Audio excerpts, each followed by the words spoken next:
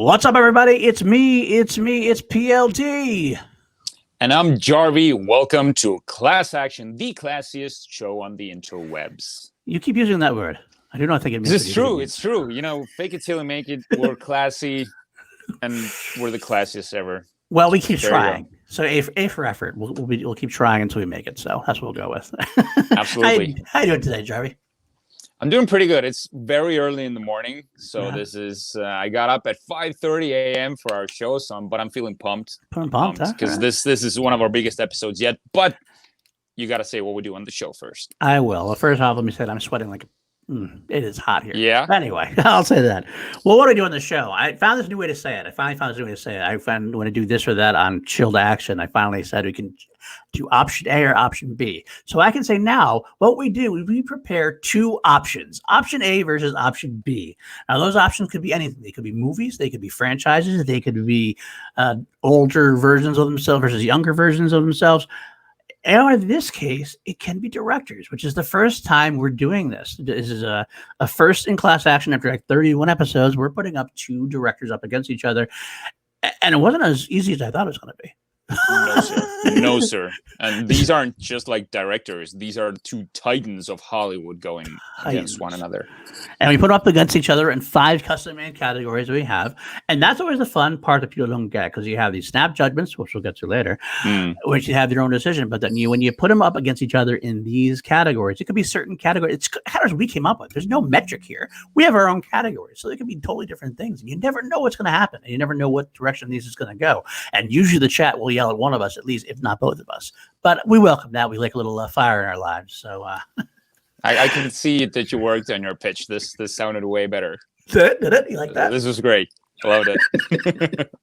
One day I'll make it. The rainbow connection, whatever it is, something like that. Either way. But before we do that, before we get into our 5 custom-made categories, we should at least announce who the battle's up against. We have Christopher Nolan. Yes, a good friend of mine. Good friend of Richard R. Jarvis. You do have a little bit of a bias in this one, don't you? You're gonna be able to act I do. Yeah. CN is my boy. Okay. I'm trying to stay unbiased. You know, not too familiar with DV, but you know. You'll get there. Hey, he's your next conquest. Denis Villeneuve is the option B this week, facing up against Christopher Nolan. And I will try to stay unbiased as well, because I gotta say, Denis Villeneuve, I'll point out that he's my favorite current living director. Nolan is up there though too, so this is definitely Nolan's mine battle. So this is a great match. So it's really you versus me, Villeneuve versus Nolan. And actually, funny enough, I realized that a couple of weeks ago we actually did this already to a degree, because we actually put up Interstellar against Arrival, which is Nolan versus Villeneuve. I totally remembered that. I did not. So but it is what it is. But I think it's a great extension, and like in the entire movie business is pretty much on hold, and Tenet seems to be the wayfarer, or sort of, you know, the wayfinder. So when Tenet comes out, I feel like the movie business will be back. But you know, that's a good point. Feels like because everything seems to be circling around whenever Tenet's coming out, that they will start getting releases. Right, and they'll see how it goes, I guess, at that point. Hopefully, I'm hoping, honestly, I mean, as much as I want to see in theaters, I hope it's still a little bit of ways until everything is safe, because that's just not a fun thing to even think about. We can wait. Weird, because I've been listening to the news in Estonia. It feels like a bad dream. Like it feels like it's over, and it feels like a distant dream. And I listened to CNN yesterday. I'm like, you guys are hitting like record numbers. What is going on? That is crazy. That's so crazy. Yeah, people aren't putting on masks. We're actually sliding back a little bit. I think like the last couple months of being masked in quarantine is almost done for naught, because it's going to go again. But you know what? I don't want to talk about that depressing shit. Let's talk about some good movies, some good directors, and let's take a break from that stuff. So, but you know what? Let's play our games. We also like to play some games that way before we get into the meat of the shows. We go into the first game, which is my favorite game of all time, and I'm just happy that Richard R. Jarvi lets me play it and plays along. That's what it is. You know me. You know how much I love Ed Harris, my favorite actor of all time. We play What Would Ed Harris Play? Which picture I'm going to pick this week? I'll pick this one this week. What would Ed Harris play? Let's like to switch it up. We like to put Ed Harris into these films we're discussing, either replacing a character or we write a new character in for him, because Ed Harris is the kind of guy, he makes every movie better. He always elevates the film. It could be a crappy film, he makes it just a little bit better. It could be a great film, and he makes it even better. Cannot argue with that. Cannot argue with that. In this case, it's kind of a little different, strange, because we're not doing movies, we're not doing franchises, we're just doing directors. So what we decided to do is pick one movie from each director's oeuvre, so to speak, and have like that. Say that again. That's a classy word, right? Oeuvre. Say that again. Oeuvre. Yeah, I like the R. Oeuvre. It's a classy word. We're a classy podcast, like you said. We'll take one for a tie. I'd correct it. One from each director, and we will put him in those roles. You think you're going to kick my ass this week, and you might be right. I think so. Although I cheated a bit, but I think I'm going to. Go ahead. All right. Well, let's see what you have for. Who do you have for Denis Villeneuve? Let's start with your Denis Villeneuve. All right, Denis Villeneuve. Actually, this one is my more, specific choice. So I would have Ed Harris. Actually, you don't need to de-age him. I think the age doesn't come in too much, but I'd have him as Hugh Jackman in Prisoners. Like that intensity, that anger, that yelling. He would like him as an older dad. I think he could still play it easily, and the emotions, no problem whatsoever. How did I not think of that? How did I not go there? I don't have no idea. I didn't go there. I'm gonna cede it to you already. I can't even beat that one. I will say what my picks were. I initially toyed with having him in Blade Runner 2049 just because I love the film so much. I kind of wanted to see him. I know it's kind of hard to replace an iconic role.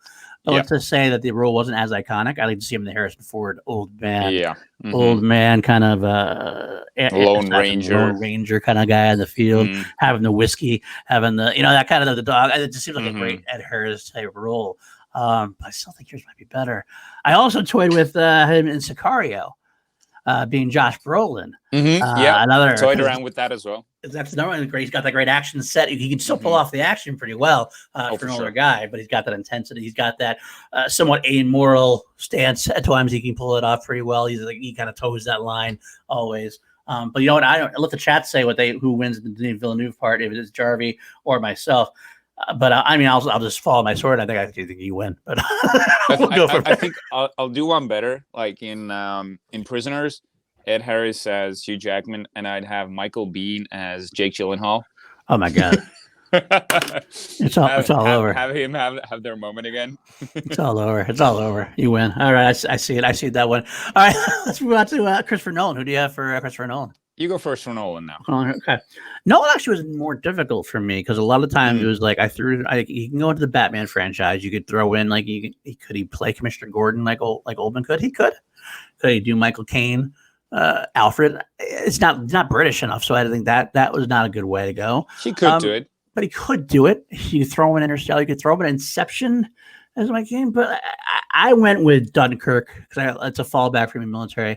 I loved to see him play Kenneth Branagh's character, Commander Bolton. Because it's not as warm. He doesn't usually play that military role, the warmer military role, if that makes sense. Like where he's got the intensity, but he's got that love in his eyes and that kind of really passion for his men and his country. He sees a little bit of that in The Rock, but it's just more of a warmth to him. But I actually, if you ever saw, if you watch the Harris Science, I'll eventually get there. There's a movie that just came out called Resistance, where Ed Harris actually plays Patton. Right. I think you showed me the trailer for that. It is. He's actually literally he's in the movie for like 30 seconds. He's like in the beginning and the end until the rest of it. It's unfortunate, but he plays Patton. And he plays that kind of role where he's very much a warm, surrounding like a very inspiring but very good guy. And I really would like to see him in that Commander Bolton role. I think he could pull it off very well. Now that's a good choice. Although I feel like Kenneth Branagh's character in Dunkirk wasn't supposed to be as warm. I think it's all Branagh, that brought the warmth. Could be. Could very well be. Because Branagh is like he's kind of a teddy bear, He is. He's got that, cute vibe about him. So yeah, he's a softie, exactly. I get that. But my Christopher Nolan pick, kind of a cheat because you mentioned all of them. I would have Ed Harris replace all of Michael Caine's roles, every single one of them, and he would nail them. I feel like he pretty much Michael Caine pretty much plays Alfred in all the movies. Like in Inception, he's Alfred. In Interstellar, he's Alfred. In The Prestige, he's like Alfred. Definitely Alfred. 0.1. Right? That's true. That's very true.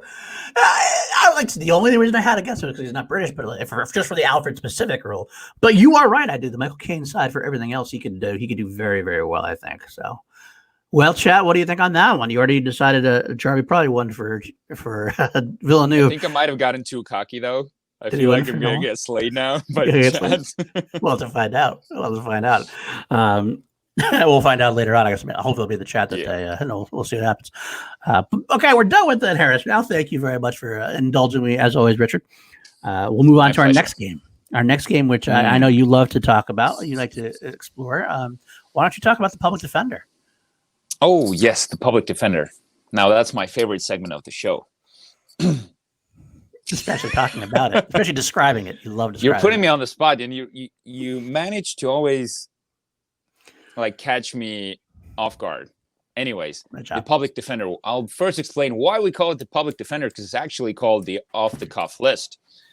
But Public Defenders, usually in movies, they are overworked, underpaid, they are stressed out, and in movies, they might have to show up in court underprepared, and they have to make stuff up on the spot. And this is what we like to do to ourselves. Put ourselves on the spot, be unprepared, and have someone prepare a top 5 or a top 6 list for us.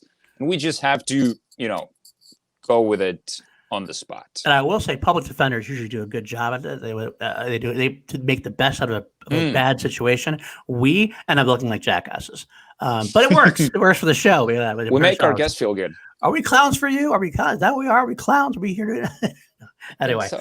Without that, let's bring on our special guest. This is the first time we've actually had a repeat guest on. She's actually she came on Class Action before, and she was willing to come on again. I'm actually very impressed by that because we usually I'm surprised that she wants to hang out with us again. It's always great to have her on. But it is great to have her on. Action Army General, my sister in Call to Action as well, Miss Kelsey Kirkland.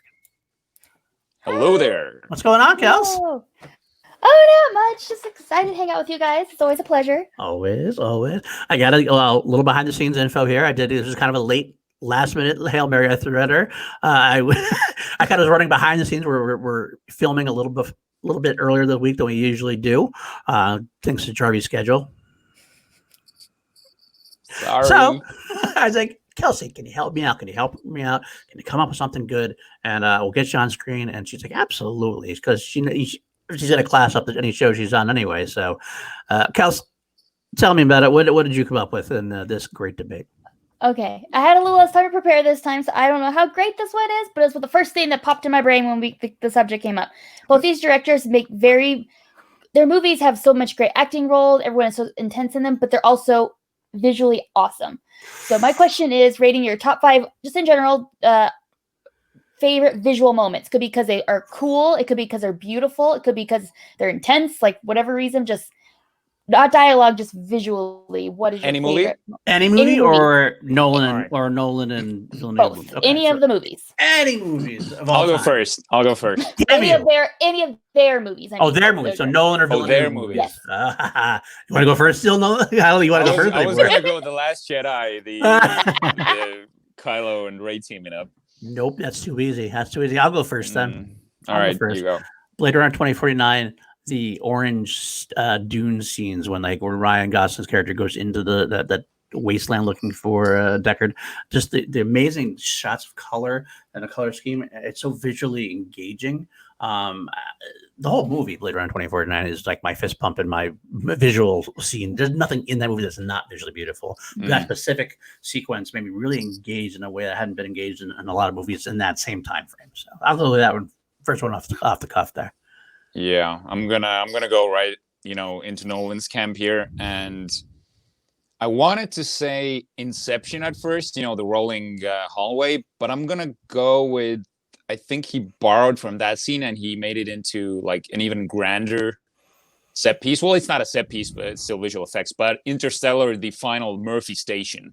When we see it, you're first you're looking out the window. It's you're seeing weird things. It's like gravity's upside down. You don't know what you're seeing. Your mind is bent. I freaking love that moment. Oh, that is a good one. That is a very good one. All right, I'll toss one back here. I'll say in the Denis Villeneuve verse there, so to speak. I'm going to go with Arrival. The whole sequence where they start talking to the aliens, and the first time they really put the aliens go up against the wall, and you get the shot. It's a shot of them. Of Amy Adams and Jeremy Renner, like from afar, and you're seeing the aliens trying to communicate. It's just like striking how the black and white coloring of it, and the smoke, the signals, like the jellyfish kind of way they made the letters and everything else. It's very fluid, but it was very kind of cool. I like that one a lot. So I'm gonna jump back right into Nolan's camp. I'm shocked. Guys, I should interject. He likes Denis Villeneuve, and I do like Christopher Nolan. Just so we know, he's not your favorite. It happens. And I'm gonna go right back into Interstellar because I think it's his most visual movie, and it's the scene when they get to the ice planet, for lack of a better word, where they find Matt Damon. No spoiler. Shit. Sorry. Matt Damon. Matt Damon. They actually have like layers of surface, which again is like it's so hard to grasp.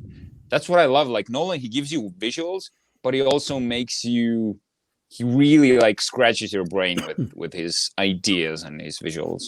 I agree with that. I feel like I'm giving a short change to some of the earlier Nolan works a little bit, and but a couple of them I haven't seen in a long time, so maybe visually I don't have quite the memory about them to really put forth here. But I'm actually going to dip into Nolanverse a little bit too, and go into that same movie, Interstellar. The third act has always been the most controversial, so to speak, if you go into it. But I can't knock the visualization of the eighth dimension. Yes, thank you. Like Matt, I'm gonna go into that, and then the books, and all the books are there, and all different levels of books. You can't really tell. Of mine for sure. Right? They built that. Do you know that they built that? Yes, I did know that. That was a good. Yeah, exactly. That's so cool. It's so beautiful because it's a way they're trying to explain something that's so hard to visualize yourself, but it makes it work. So that right there is one of my tops of all time. That is a great one. All right, so I'm gonna keep myself in the Nolanverse. You son of a bitch! I gave you a Nolan. I know you did, but this is off the cuff. Get it. That's what happens. I get it. I'm gonna go with this goes more into maybe the stunts department, but still the visuals and the way it was shot is the truck flip. The truck flip in The Dark Knight is still considered to be one of the greatest, stunt performed scenes ever, and my God, it's shot perfectly. It really is. Such a great scene. All right, that was actually a very good question, Kelsey. I don't know why you doubted yourself because you always bring the heat. You actually made us feel kind of good with this one. Like this was we didn't come up like total idiots this time. I feel like that's a very. I was trying to make you look good, guys. Out of 31 episodes, it's only happened like 2 or 3 times. So we're. Do you have any you want to throw out there, Kels? The main one I wanted to bring up was definitely the scene with the books and everything like that. I just think that's such a cool interpretation of what time is. Like, it's just, it was fantastic. And then my moment was Arrival, similar to yours. It's a little different scene though, but when she walks up, like just puts her hand up and things like that, just like the look, it just looks so cool with them and everything. So those were mine too. I brought. That is very cool. Very cool. The entire looking of the pod, like whenever they do the aerial shots of the pod, it's like it looks so cerebral and scary, but interesting. Yes, very much so. All right. Well, again, thank you so much, Kels. Thank you. That was an awesome list. Back into the backstage area. You should hang out back there. Maybe we'll see her later on. Maybe not. We'll find out. I'll bring her back up and say goodbye. So, all right. There we go. That was a good one. It wasn't that bad. I feel good about myself. Okay. Now let's change it up. Now, first off, now we're getting to our 5 categories. We have one thing we got to do first: snap judgment. And I feel like I think we've already kind of said this because we already know who we favor a little bit. Go ahead. What's your snap judgment? Denis Villeneuve. My snap judgment is Chris Nolan. No way. Are you doing this on purpose? Because I did it on purpose like the previous 2 times. I would never do such a thing. I completely. Of course you wouldn't. I do everything for the show. I'm be honest about it, and that's why it's not that. I do think that. I'll talk. Maybe I'll talk about it after, but maybe. But otherwise, I don't want to talk about it yet because I want to influence. All right. So you're going Nolan. I'm going DV. Let's go. All right. Very interesting that we did that. All right. Let's talk about our 5 custom-made categories real quick. We got the first one we had. Again, this is where it all comes down to, guys. This is our categories that we made So I get it. If you ever have so many categories you have for your own, you can always pitch us categories for movies and directors and stuff. Maybe we'll have different ones next time. But we like these categories, I think, so far. Yeah, this just before when you get into it, when we make the categories up, we usually like to accentuate, what makes both movies great. So it's usually the common denominator. It's just we try to think of the best parts of those movies, and these categories are based on that. Okay. So we have first the best of the best. Now, this one's actually very subjective, obviously. We decided to take each of our favorite, like my favorite Christopher Nolan film, and put up against my favorite Denis Villeneuve film, and Jarvi's going to do the same, and we're going to decide which one wins in that case against just our personal effects. Because therefore, finding out who, if we had to rank both Villeneuve and Nolan together, this is the one to us is the top of the list. And we'll find out how that works for us. Our second, more diverse storyteller. Definitely film is a medium where you can go in many different directions. How well do these directors take those avenues, maybe repeat those avenues, and we'll have to see where they're going to go maybe in the future and see how that's going to go. Which one is a little bit more diverse, therefore possibly bringing in more different viewpoints on things. We'll have to see on that. 3, more anticipated future is what I initially called it. I had this idea of doing a two-way thing, but Jarvi and I decided they both have 2 of the most anticipated films coming up to be released in Tenet and Dune. So we'll put it against each other. Which one are we more wanting to see? Which one is going to have a bigger impact? Maybe not on the world, because I think Tenet has that already kind of sewed up as far as the whole COVID thing. But as far as film-wise, which one we would see more of? Number 4. A good director brings out some great acting performances. That's part of the job. Who directs actors better in a way, who gets that performance that you really think of and can hang your hat on. Is it Nolan with? Well, we'll get into it, I guess, later on. But each one has their own heavyweights, so to speak. Finally, 5, more consistency. Who has like the least? I mean, every director usually has a bomb or two, or the one that's not quite as good as another film. Nobody had. It's hard to have high quality films every time out, like 5-star, 4-star, 5-star films. So, who is more consistent at delivering high level performances and or high level film rather? There's a lot of arguments being made on both sides. I'm not sure on almost any of these. I only have one that I know for sure on. Neither of them have like a bomb in their name. So. That's true. None of them are. I don't think either of them had really made a bad per se film. No. So, but we'll talk about it. So, let's start off with the first category: your best of the best, or basically more. I shouldn't say best; it's really best of favorites because that's subjective. But why don't you give me your favorite Denis Villeneuve, your favorite Christopher Nolan, and tell me which one you like better, and go with it. Mines are exactly the same as yours, and I know this because I saw your doubt for just a brief second. But this is the only one that I remembered. Because, fair warning, neither of us know what the other one picked. So we haven't talked to each other before. So we pretty much have no idea. But my 2 favorites, I'm guessing they're the same if you change them, but it's Interstellar and Blade Runner 2049. This is interesting because if I had to snap judgment on this one, I would say because Interstellar is way more higher ranked for me than Blade Runner 2049. I think Interstellar is my top 5 greatest movies of all time. Blade Runner is probably in my 20s, my top 20. Okay. I've seen Interstellar now for quite a number of times, and I feel like it's a movie that I have to pace myself with. If I watch it too much, if I give it too much, screenings, I feel like it starts to weigh on me. I have to, it's a movie that I have to save to, appreciate it and not grow too accustomed to it. But Blade Runner 2049 is doing something weird. I feel like I want to see it again after immediately after I watch it. I'm like, okay, I want to see Blade Runner again. It's weird how that movie is creeping up on me with every rewatch. And I can't believe that I'm doing this, but I'm giving this one to Denis Villeneuve for Blade Runner 2049. Wow. I know. I am shook right now. This is not going the way I thought it was going to go, and it's only the first question. Damn. It's funny. I will say there is. I have this outline. I put it by Google Docs, and I usually put an outline of the show, and I usually make a copy for myself and put a copy of it, and then I write my notes on it. I just forgot to make a copy this week, so that's why Jarvi got to see the first one. And he writes in, they actually wrote on the thing, "You should delete your answers from here." Son of a bitch, teasing out like that. I love reading your notes there. Yeah, like the other one, he goes, "It doesn't matter what the intro says, you're going to steal my lines anyway."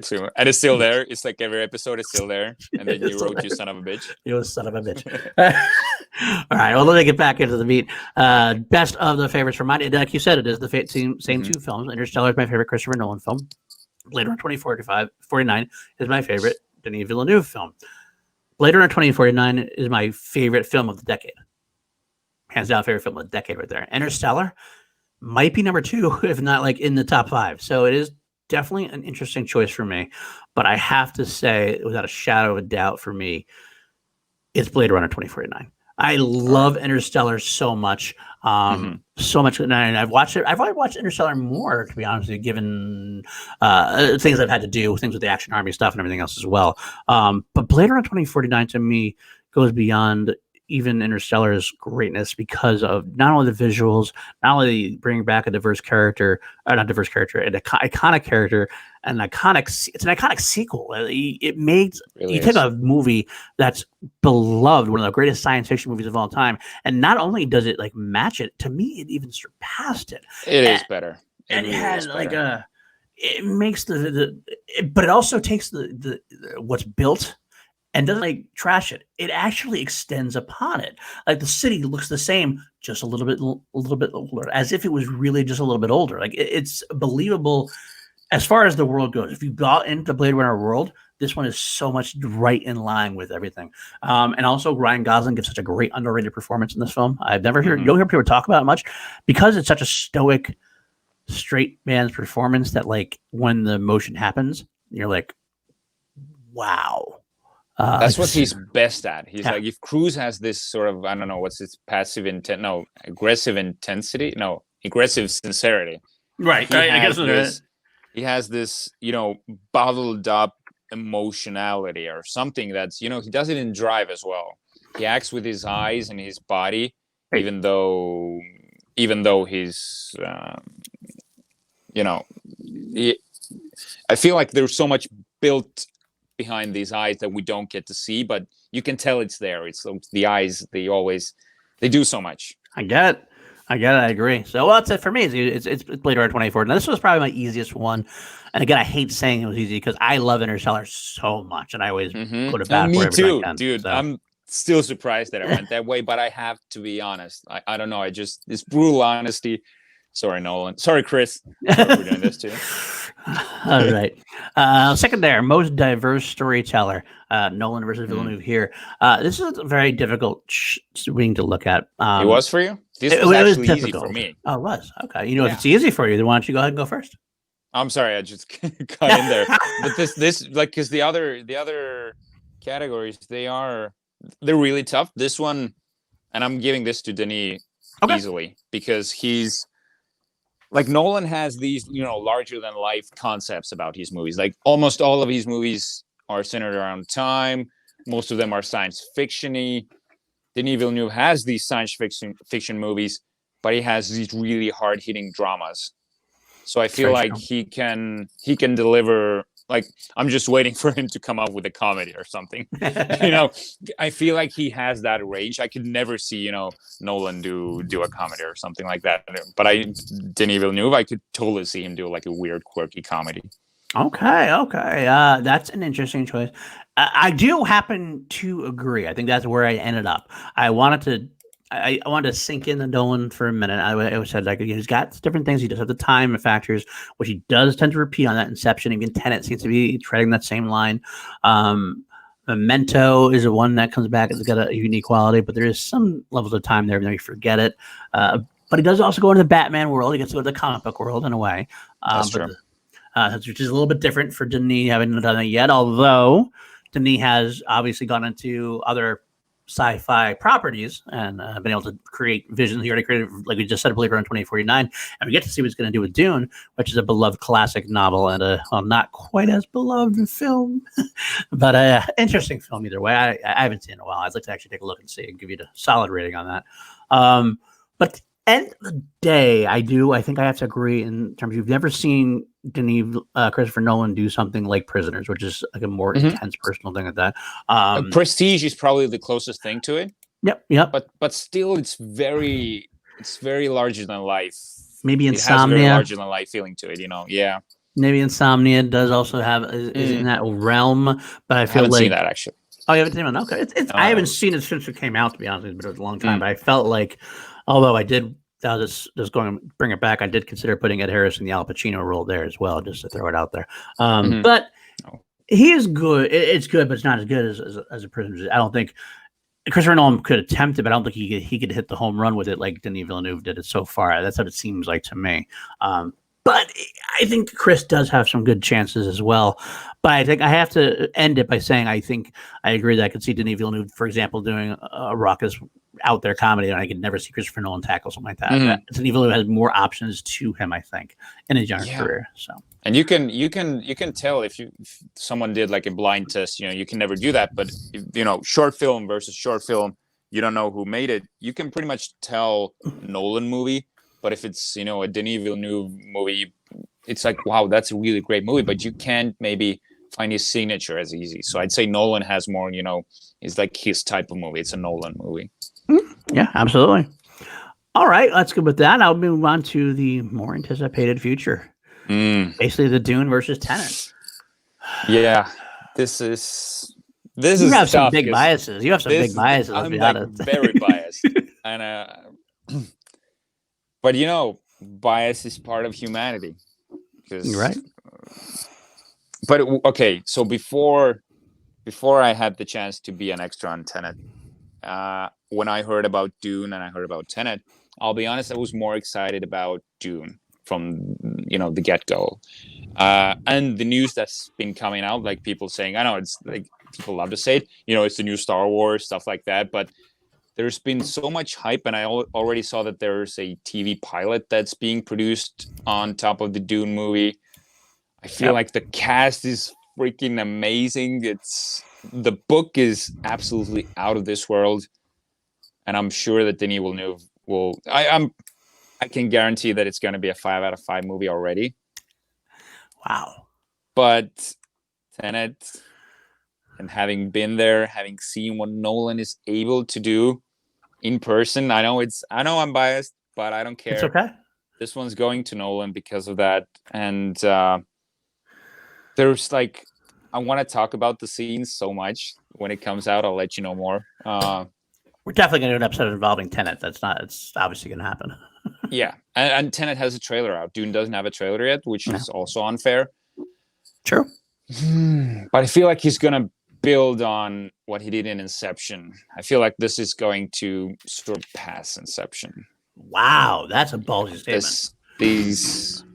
This, yeah. Okay, let me ask you this: just for shits and giggles, if you had to take yourself out of it, having been there, would you go Dune over Tenet then? If I knew for sure that like all the scenes that I was in they'd cut, I would probably still go Tenet. No, I mean, like, let's say you weren't involved at all. Like, try to take yourself out of being involved. You weren't there. You didn't see anything. It's just what you've seen of Tenet, like in the news and anything else.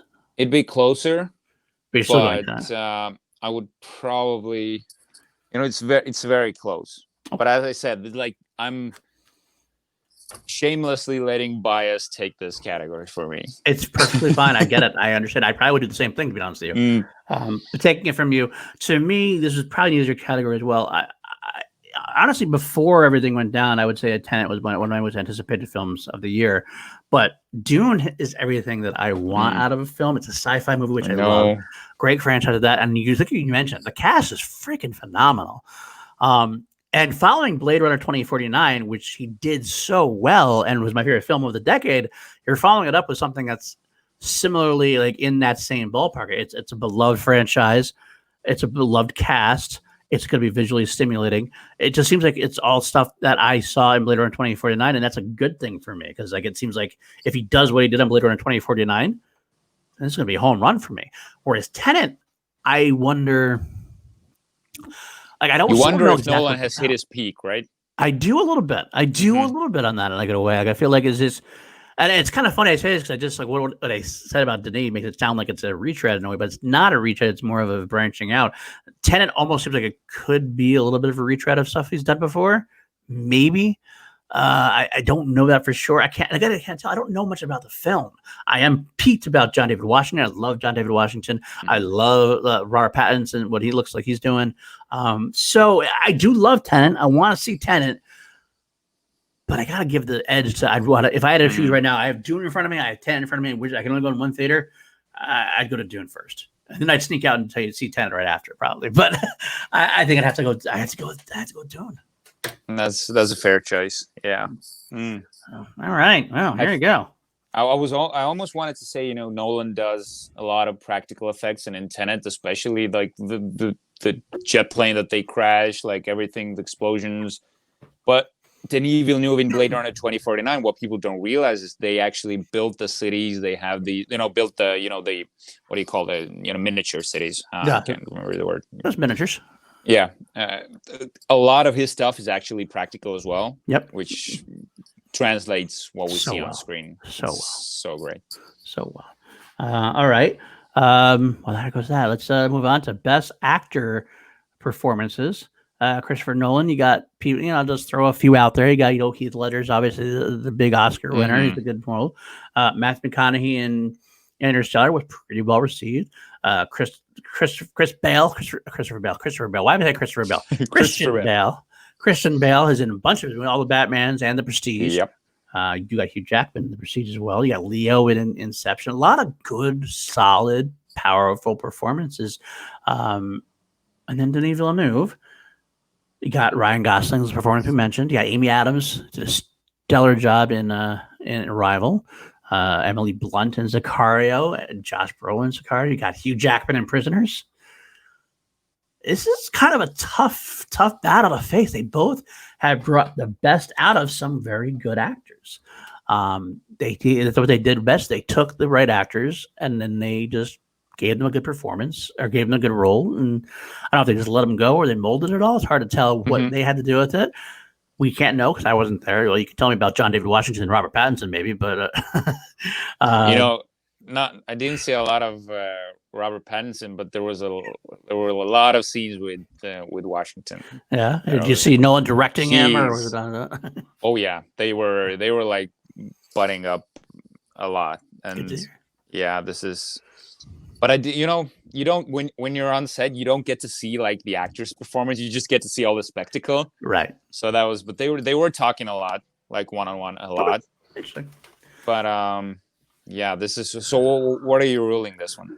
Yeah, I didn't say that, did I? I guess I was trying to see if I can get away with it without. I think I got to go Christopher Nolan. I'm going to go Christopher Nolan. Wow. I am. Heath Ledger alone is such a perfect performance in that role, and it was all partially based on Christopher Nolan's experience with him. I also am one who loves Matthew McConaughey's performance as Interstellar. I think it's an underrated performance. I think it does a lot, even though it's a meme now and everything else. It's the waves of emotion, but yet the gunslinging cowboy kind of thing attitude he has. It's a very, very powerful scene for me. I love Gosling in Blade Runner. Love him. Love Harrison Ford. And I love Jackman in Prisoners. I just wonder how much is that Denis Villeneuve and how much is that just Jackman being Jackman, because that's just a very Jackman kind of roll it away. Think of Gyllenhaal in Prisoners and Enemy. Gyllenhaal in Prisoners and Enemy. That is a good point. Like you could sway me right now. You could sway me. My initial thought is going to go Nolan, but I could be swayed. Let me hear it. So I'm going with this one. Feels like it's a clear cut decision for Denis Villeneuve because I feel like. Although it's even a bit unfair because I feel like his movies are, they're geared towards performances. They really are. And even if you think of Blade Runner 2049, sure, it's a like highly visual movie, but think of what Jared Leto did there, like Ryan Gosling, Anna Mackenzie, so the girl who, I can't remember which the bad guy one or the not Anna de Armas. Amazing job. And the Armas were good. I think it's Mackenzie something. She was in the Terminator movie. Yes. I know what you're talking about. I can't. I'll get it. Keep going. I'll get it. So all these like small performances, and I'm gonna say a really underrated performance. Actually, people have been slamming the performance, but Jared Leto has Mackenzie Davis. Mackenzie Davis. That's right. I figured that was her last name for some reason. Jared Leto is great in that. He is great in that. So enjoy what he's doing. So monotonous, so weird, but still far better than his Joker performance. Sorry, Kels. I know you're about that. I know. Sorry, I wouldn't go there. I know you liked it. I know you liked it. I do love Leto's Joker. I don't know. I'm like, me and Kelsey are probably the only people in the world who love that. What the fuck, Paul? But yeah, I got you. What the heck? Sorry to throw out there for that. Perfect. No, but you are right. Jared does do a good job in that, and also Anna de Armas. I forgot about that too. I forgot about Anna de Armas. That's right. Anna de Armas is phenomenal in that. But his movies, that's what I'm saying. His movies are geared towards these performances. Nolan's movies are. I don't want to say he doesn't create great roles for his movies, but it feels like his movies are, larger than the performances. Sort of the concept always overtakes the performance in some ways, except for The Dark Knight. Okay, Heath Ledger, what he did, that's going to be remembered as the greatest performance in Hollywood. You know what I want to throw out there now? You're right. You're right about Heath Ledger's performance. I want to throw out there now. Just I'm thinking about it. Denis Villeneuve also has much better representation with female characters and female performances. I feel like Christopher Nolan's female performances aren't as up there comparatively. I mean, you got Jessica Chastain is good in Interstellar, and Hathaway is good in Interstellar, but they're usually overshadowed by the male performances. Good. They're good. Ellen Page. They're good. But I feel like they're overshadowed. I feel like, whereas the female performances in like Emily Blunt and Sicario. Like I said, Anna de Armas, even though I forgot Anna de Armas in Blade Runner, and also Robin Wright in Blade Runner, one of my favorite performances. And I almost forgot her. She had a great performance in that as well. Yep. Arrival. Amy Adams, The Rival.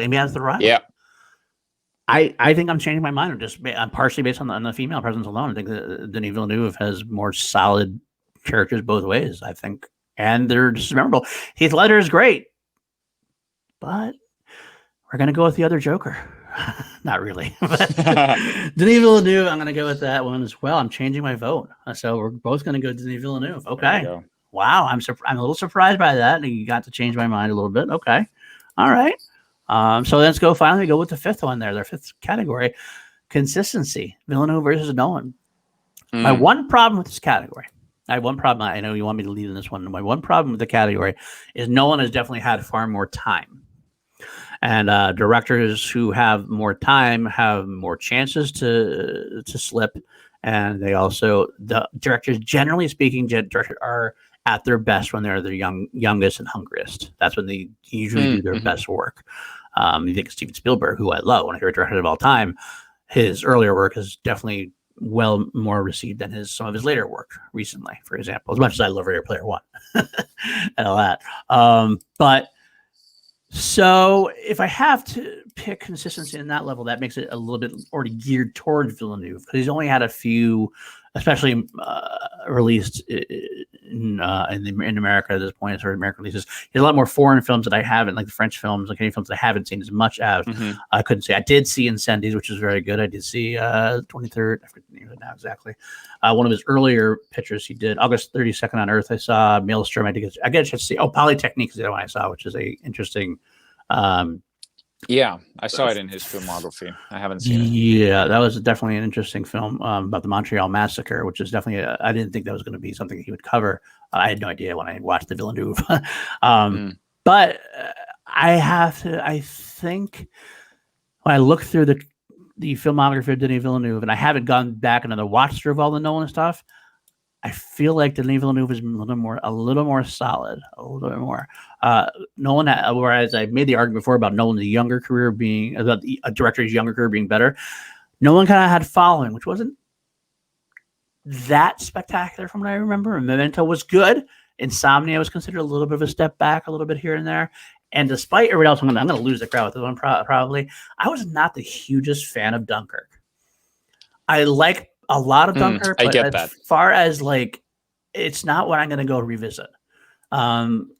there's a lot. I like it for the ambition, maybe more for than the results. If that makes sense to you, it makes perfect sense. I think a lot of people agree with you, but for me, the movie has changed a bit. Like I'm liking it more and more now. Okay, it's growing on me with that movie. Yeah. So it might be unfair to give Denis, like I said, he has less shots at doing something awful, but I think they have around the same amounts of movies, though. It could be. I think so, because they don't have like huge filmographies so far, which I kind of like about them, because it's always special when they come out with a movie. But I think they're around the same mark. So Nolan has 15 credits altogether. There's probably -3 that are shorts. Right.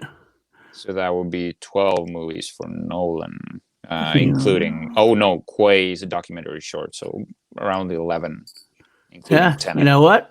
I'm totally sticking my foot in my mouth there. Did he feel a little? He has about 10. All right.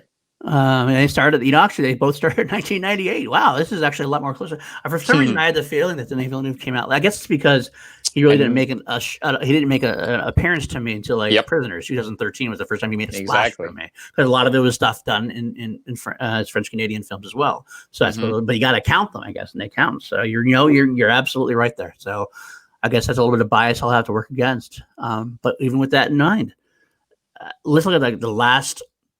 Denis Villeneuve's last films: Prisoners, Enemy, Sicario, Arrival, Blade Runner 2049. All of them to me are like holy shit films. That's phenomenal. It really is crazy. It feels like, for me, it feels like Denis is he's on the upward ladder a bit more than Nolan. I feel like Nolan is already up there. Yes. Like he's like, okay, I'll also kind of eating my own words because I said Tenet would like surpass everything he's ever done, but it feels like, if you think about the directors, that Denis still has way more potential, which I don't want to knock against Nolan. Right. He's like, he's still my number one, even though I'm giving this all to Denis for some reason. But he might not have peaked yet. But Denis might not have peaked. It feels like Denis hasn't peaked. Yeah, I get that. Crazy. I kind of get that. So you're giving it to Denis also then? I think I'm giving it to Denis. What is happening? Do you realize with that final statement, this is a slaughter. This is an absolute slaughter. This is not a close match at all like I thought it was going to be. And Jarvi, you won. Denis Villeneuve won 9-1. 9-1. Denis Villeneuve. You know that I almost gave it to Dune. Like, my decision was like by a hair. Would have been 10-0. Would have been 10 a clean sweep for Denis Villeneuve if that was the case. Without your biases. This episode will never be released. No one will see this. I will deny of its existence. Kelsey, what do you have to think? What do you think about this? Are we off our rockers here? I was very surprised it was not as very close at all. Like, I thought it was gonna be pretty close. But yeah, I don't disagree with anything that was said either. So yeah, I guess it may happen. What happened happened. Well, if Kelsey agrees, we can't be too far off. Hopefully, the chat isn't slaughtering us as well. And you know what? It makes sense to me. Like I said, then this is why Denis is my favorite current living director. See, and I like Nolan more than, but then looking at the brass tacks of it, I'm like, oh, okay. Yeah, that's what's bothering me. That's like the category too. That's what the category too. Time will tell. Tenet, maybe after Tenet and Dune come out, we'll have to revisit the conversation. We're gonna do Tenet versus Dune. Oh, we should. That's exactly what we should do. We'll wait till both come out. We'll do Tenet versus Dune. That's what we'll do. It'll be the trio here we did. So I love it. I love it myself. We could have done Interstellar versus Blade Runner, but we had Blade Runner versus Blade Runner 2049 at one point. So it kind of made sense. We had a pinch hit with Arrival, which was a good match anyway. So, well, all right. That's how we're going to end this show tonight, guys. Kelsey, where can they find you? Where can the folks find you? All right. You can find me at KelseyKins90 on Twitter and Instagram. I'm also on Call to Action. So if you like Schmodown, check me out there. I'm also a general in the Action Army for Action Industry. So if you're not a general, join so you can talk with me in the generals chat. Check out the Patreon. Big key. I like that. Jarvi, where can everybody find you? You can find me at Richard Eric with the K Jarvi on Facebook and Instagram, and you can find me here weekly with Paul Denuzzi on Class Action. That's me. And me, at Paul_Denuzio. You can find me on the aforementioned Patreon. I run the Patreon for Action Industries for Team Action. Patreon.com/Team Action. You can also likewise find me on Call to Action. On Chilled Action is the show I usually do every week, and I also am on Call Live with Kelsey. And also, of course, you can find me on my own YouTube channel called PLD Projects. I will be doing the Harrison soon. I promise. I know I keep threatening it, but I'm working some final kinks out. I keep saying that every week too, but a few more things. It's coming. It's coming. I promise. I'll make you love it, Harris, like I do. Probably impossible, but I'll give it a best shot. And one last thing I will say, next week, July 19th is going to be the date. It's going to be a live episode of Class Action. We're doing, we try to do these every once in a while. This time we are doing live action. It's Jarvi, myself. We're welcoming on a special guest. Current Schmo-based champion Ben Bateman is going to make an appearance on Class Action, and we'll be counting down our top 5 Tony Scott movies, which is a good, fun time. I love Tony Scott. He's a very underrated director, I feel, and that should be a lot of fun. So I'm excited. Ben loves him as well. I can't think of anyone I'd rather count down Tony Scott movies than Ben Bateman. I can't wait to talk Taking a Pelham 1, 2, 3 because I know he's going to have it on his list. So absolutely, Sure. You might have it on your list too. I might have it on my list after my most recent rewatch. We'll have to find out. So live, it'll be. I'm sorry, I should tell you the time. Sunday at 9 p.m. Pacific, 12 a.m. Eastern, whatever time that is for Jarvi. I think it's like 7 a.m. maybe, whatever it is. I think it might be 5 a.m. or 5 a.m. Well, he's going to do it because he's the man. He's the myth, the legend. I love him. I love you too, Kels. So everyone else, the last thing is I usually say we salute you, and I always try to do that here. But that's not what we do here. Instead, I say court is adjourned.